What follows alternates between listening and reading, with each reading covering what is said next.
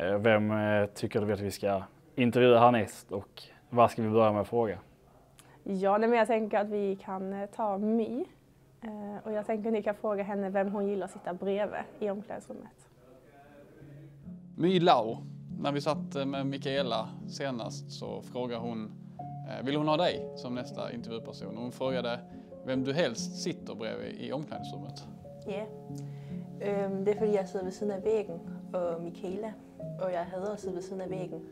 Så vi har lite en intern joke med att jag hellre vill sitta vid sidan av väggen och snacka med henne. Du sitter hellre bredvid väggen än Mikaela?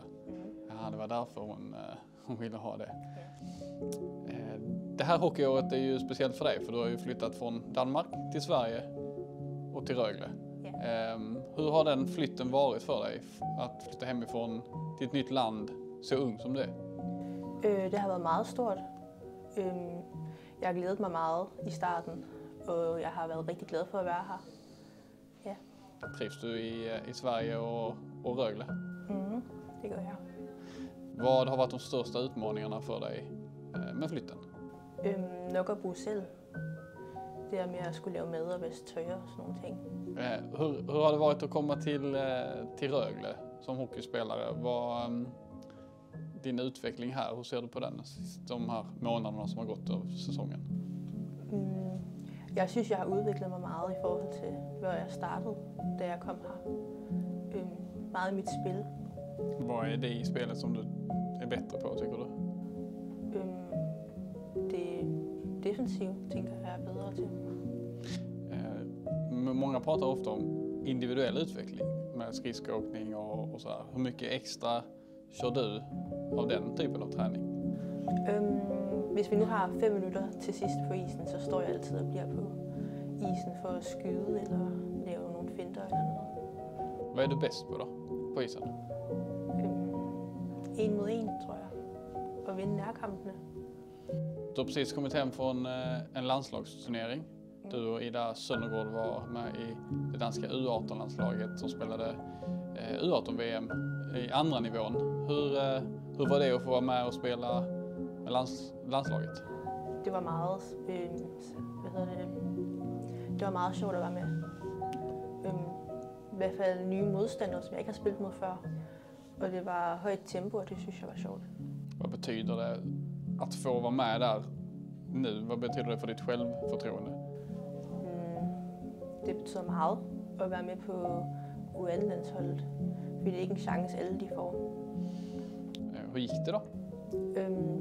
Altså for mig selv, der gik det meget godt, men som hold, der tabte vi alle kampene, så nu rykker vi ned i 3. division. För du blev uttagen till utsett till Danmarks mest värdefulla spelare i turneringen. Hur var det att få den bekräftelsen att du var den viktigaste i laget? Jeg blev meget overrasket, og jeg blev meget glad, fordi det er en stor ting, synes jeg, at blive den mest værdifulde spiller for Danmark. Vad drömmer du om som hockeyspelare? Jeg tror, at komme på college eller spille i den nye amerikanske liga. Ja. Är det rimligt att du ska ta dig dit, tror du? Ja, hvis jeg kæmper gerne ved det, så tror jeg godt. Ni har ju gått in nu i damhockeyallsvenskan och kommer från 5 raka segrar när vi gör den här intervjun. Vad är det som gör att ni har ett så bra lag, tycker du, som har lyckats så bra så här inledningsvis? Fordi vi har troet på det, og vi har kæmpet indtil det sidste minut. Og vi har scoret på de chancer, vi har haft. Og vi har haft et stærkt sammenhold. Og det tror jeg derfor, at vi har fået 5 sejre. Hur långt kan ni ta er den här säsongen med tanke på hur det ser ut? Indtil videre, så tror jeg, vi kan komme meget langt, når vi allerede har fået 5 sejre ud af 5 kampe. Så jeg håber, vi kan komme op til SD-guldet. Det här är ju en intervjuserie där vi skickar vidare en fråga och väljer nästa intervjuobjekt. Och det är du som får göra det. Vem vill du att vi ska intervjua nästa gång och vilken är den första frågan vi ska ställa?